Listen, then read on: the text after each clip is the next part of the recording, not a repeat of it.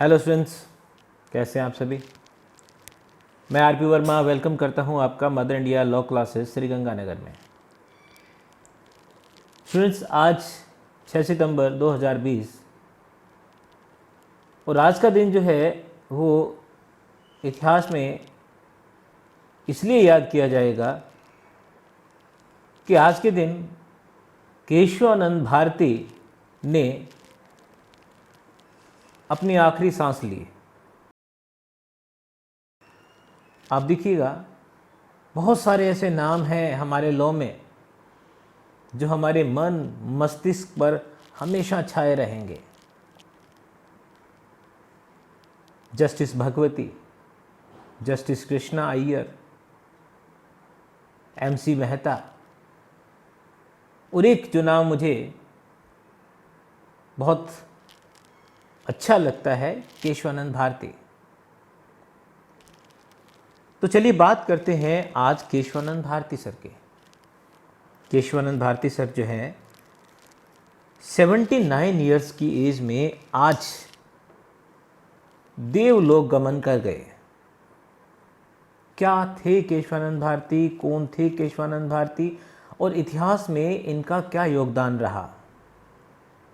तो चलिए बच्चों बात करते हैं हम एक केस लॉ की जिसका नाम था केशवानंद भारती बनाम केरल राज्य। 1973 का ये मामला था। ये मामला हमारे लिए एक लीडिंग केस है, एक ऐतिहासिक निर्णय है। क्यों है? क्योंकि ये पहला मामला था जिसमें आधारभूत ढांचे यानी कि बेसिक स्ट्रक्चर की कॉन्सेप्ट हमारे सामने आई। आज व्हाट्सएप पे, फेसबुक पे बहुत लोगों ने लिखा कि केशवानंद भारती जी की वजह से हमारे सामने आधारभूत ढांचे का सिद्धांत क्रिएट हुआ। और ये आधारभूत ढांचे का सिद्धांत जो भी सरकार रही है उसके लिए बड़ा चैलेंज रहा है और वो इसे हिला नहीं सके। कोई भी सरकार आए, आधारभूत ढांचे को वो टच भी नहीं कर सकती।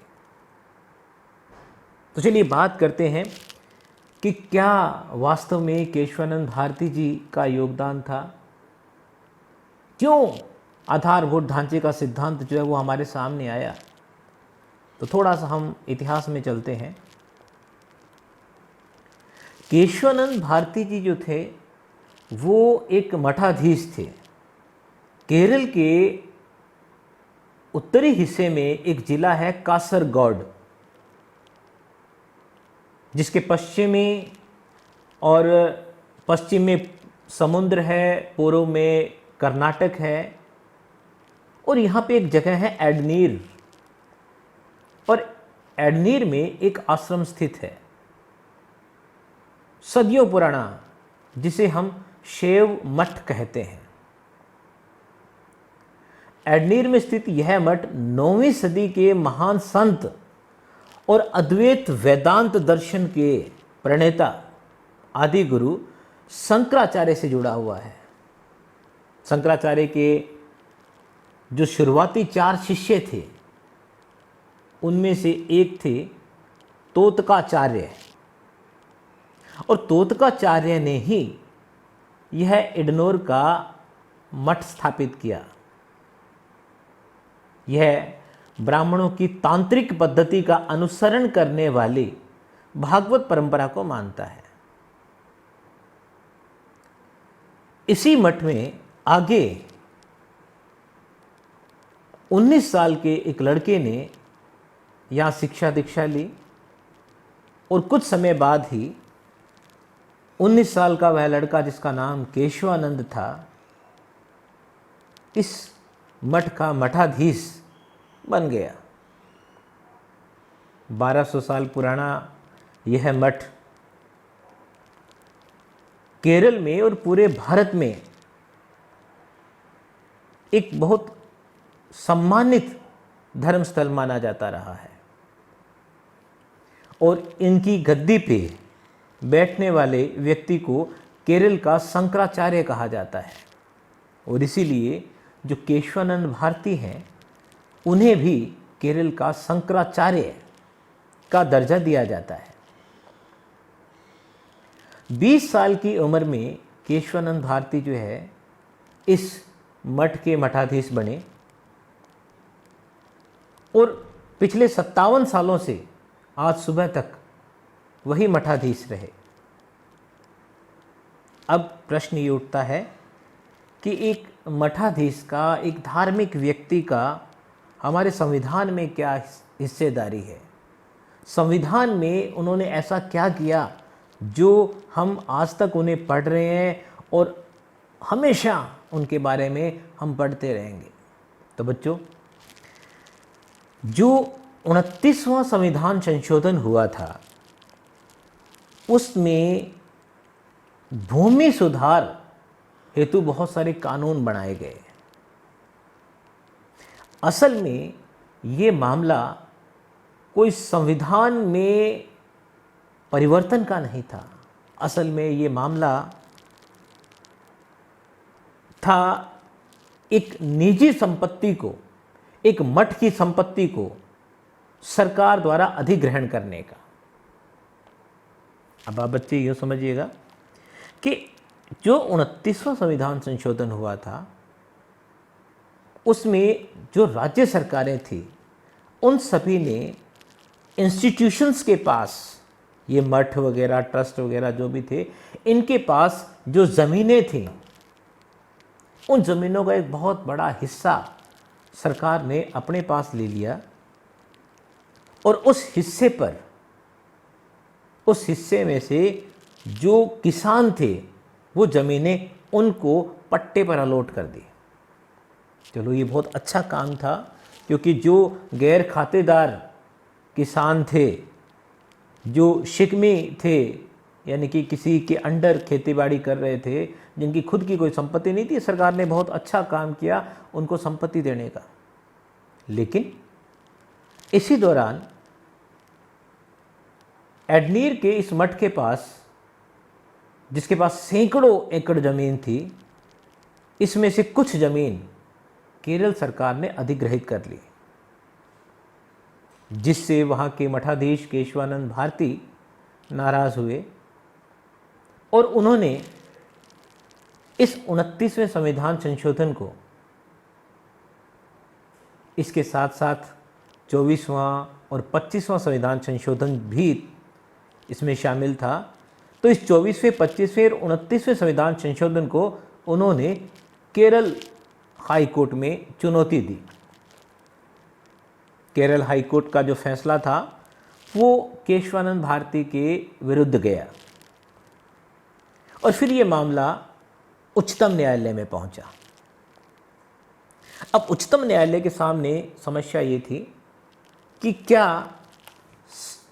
सरकार जो संपत्ति का अधिकार है उसको समाप्त करके क्या लोगों से उनकी निजी संपत्ति ले सकती है? यहाँ पे केशवानंद भारती की तरफ से एक दलील दी गई कि अनुच्छेद 25 यानी कि आर्टिकल 25 में जो धार्मिक स्वतंत्रता का अधिकार दिया गया है वो एक मौलिक अधिकार है और इसके साथ में ही आर्टिकल 26 में ये जो धार्मिक स्वतंत्रता का अधिकार था उसके प्रचार प्रसार के लिए वो संपत्ति क्रिएट कर सकते हैं, प्रॉपर्टी क्रिएट कर सकते हैं और उसको मैनेज कर सकते हैं। तो आर्टिकल 26 का हवाला देते हुए केशवानंद भारती जी की तरफ से ये दलील दी गई कि सरकार का ये जो फैसला है, ये जो तरीका है वो गलत है, वो इस तरह से किसी की संपत्ति नहीं ले सकती। अब यहाँ पे सबसे बड़ी बात जो हमारे लिए है वो ये थी कि इस मामले में संपत्ति की बात को एक साइड में रख के और उच्चतम न्यायालय ने ये सोचना शुरू कर दिया कि क्या सरकार वास्तव में संविधान में किसी भी तरह का कोई संशोधन कर सकती है? क्या सरकार जो संविधान की प्रस्तावना है, प्रियम्बल है, क्या उसमें किसी तरह का संशोधन कर सकती है? ये मेन मुद्दा बन के सामने आया और ये बात केशवानंद भारती जी की तरफ से नहीं उठाई गई थी। ये बात आप नोट कीजिएगा कि केशवानंद भारती की जो लड़ाई थी वो अपनी उस कुछ एकड़ ज़मीन के लिए थी जो केरल सरकार ने उनसे ले ली थी। उनका विरोध सिर्फ और सिर्फ उस संपत्ति के लिए था। लेकिन ये मामला जो है वो एक दूसरी दिशा में ही चला गया। इस मामले को दूसरी दिशा की तरफ लाने के लिए उच्चतम न्यायालय को संवैधानिक ताकतों के बारे में सोचने के लिए मजबूर करने वाले व्यक्ति का नाम केशवानंद भारती नहीं था, वो कुछ अलग थे, वो कोई अलग थे, वो भी मैं आपको बताऊंगा। तो इस तरह से बच्चों उच्चतम न्यायालय के सामने एक नई समस्या खड़ी हो गई कि सरकार की संशोधन करने की शक्ति की सीमा क्या है। बच्चों ये मामला जो है वो 31 अक्टूबर 1972 को इस पे सुनवाई शुरू हुई और 23 मार्च 1973 तक 23 मार्च 1973 तक ये मामला कंटिन्यू 68 डेज चला। और इसमें गोलकनाथ के मामले के बाद में एक बहुत बड़ी बेंच जिसमें टोटल 13 जजेस थे वो क्रिएट हुई। एम सीकरी जो है वो उस समय हमारे मुख्य न्यायाधीश थे उच्चतम न्यायालय के, और उनकी इस संवैधानिक पीठ में इस मामले की सुनवाई हुई। अब यहां पर भी केशवानंद भारती अपना जो केस था, जो उनका क्लेम था, वो हार गए। अब देखिए बच्चों, एक मठाधीश, एक धार्मिक गुरु केस तो हार गए, लेकिन आप देखिएगा वो व्यक्ति एक संविधान के संरक्षक के रूप में सामने आए। ये ऐतिहासिक फैसला जिसमें दो बातें हमारे सामने आई। एक तो ये कि प्रस्तावना में भी सरकार संशोधन कर सकती है, और दूसरा ये कि संशोधन करने की अंतिम सीमा ये है कि सरकार किसी भी हालत में जो मौलिक ढांचा है, जो बेसिक स्ट्रक्चर है, उसके साथ छेड़छाड़ नहीं कर सकते। अब आप समझिएगा ये मौलिक ढांचा क्या है। आप देखिएगा एक बिल्डिंग हम तैयार करते हैं, उस बिल्डिंग के नीचे की जो नींव होती है, अगर उस नींव को खोद दिया जाए, उस नींव को कोई नुकसान पहुंचाया जाए, तो ऊपर की बिल्डिंग जो है वो टिकी हुई नहीं रह सकती। लेकिन अगर वो नींव आपकी बिल्कुल वैसी की वैसी है, तो ऊपर जो बिल्डिंग है उसमें अगर आप किसी भी तरह का कोई परिवर्तन भी करते हैं तो भी कोई ज़्यादा फर्क नहीं पड़ेगा। यही सेम सिचुएशन जो है वो माननीय उच्चतम न्यायालय ने इस केशवानंद भारती के केस में कही। केशवानंद भारती के मामले में ये कहा गया कि जो हमारा संविधान है वो सर्वोपरि है, सुपरमेसी ऑफ द कॉन्स्टिट्यूशन। जो गणतंत्र, जो लोकतंत्र की हमारी जो संकल्पना है, जो रिपब्लिकन या डेमोक्रेटिक फॉर्म है हमारी गवर्नमेंट की, उसको कभी भी चेंज नहीं किया जा सकता। जो धर्मनिरपेक्षता की अवधारणा है उसको कभी भी बदला नहीं जा सकता। जो कार्यपालिका, न्यायपालिका और विधायिका में शक्तियों का विभाजन किया हुआ है उसको कभी नहीं बदला जा सकता। जो हमारे भारत की, जो हमारे संविधान की संघात्मक प्रकृति है उसको कभी भी तोड़ा नहीं जा सकता, खत्म नहीं किया जा सकता। तो अगर आप संविधान में संशोधन कर रहे हो तो ये जो मूल बातें हैं जो हमारे फोर फादर्स ने, जो हमारे फ्रेमर्स ऑफ द कॉन्स्टिट्यूशन ने संजोई हमारे लिए, इनमें आप किसी तरह का कोई चेंज नहीं कर सकते। ये था मौलिक ढांचे का, मूलभूत ढांचे का सिद्धांत। तो बच्चों अब यहाँ पे आपको एक बात समझ में आई होगी कि केशवानंद भारती का नाम आज इतिहास में हम क्यों बड़े आदर से लेते हैं। क्यों? क्योंकि केशवानंद भारती के मामले में ही पहली बार मूलभूत ढांचे का सिद्धांत दिया गया।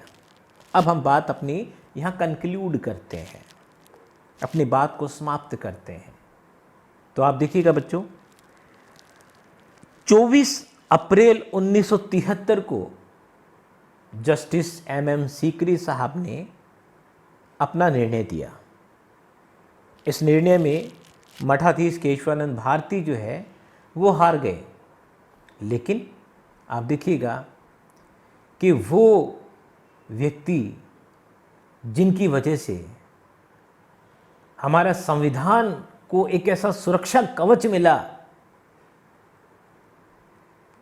जिस कवच को कोई भी सरकार आज तक नहीं तोड़ पाई और उम्मीद करते हैं आगे भी नहीं तोड़ पाएगी। तो अपना केस हारने वाला वो बाजीगर, वो मठाधीश इतिहास में हमारे संविधान का बाजीगर बन गया। वो खुद हार गए, लेकिन एक नई संकल्पना हमारे देश के सामने आज है। इसीलिए हम केशवानंद भारती जी को याद करते हैं।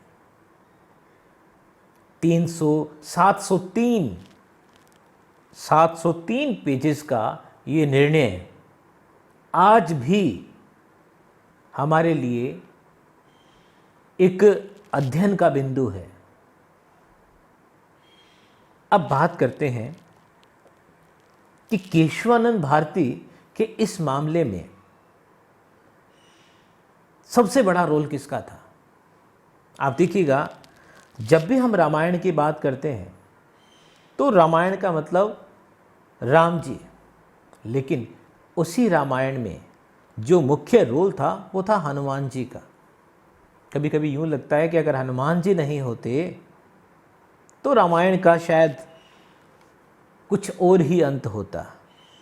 यहाँ पर भी, इस मामले में भी, इस वीडियो के माध्यम से मैं आपको बताना चाहूँगा, इस मामले में भी जो मुख्य रोल अदा किया था वो थे अधिवक्ता नाना पालखीवाला। अगर नाना पालखीवाला के बारे में मैं आपको यहाँ बताना शुरू करूँ तो हमारी ये वीडियो बहुत लंबी हो जाएगी। आप उनके बारे में पढ़िएगा, उनके लेख पढ़िएगा।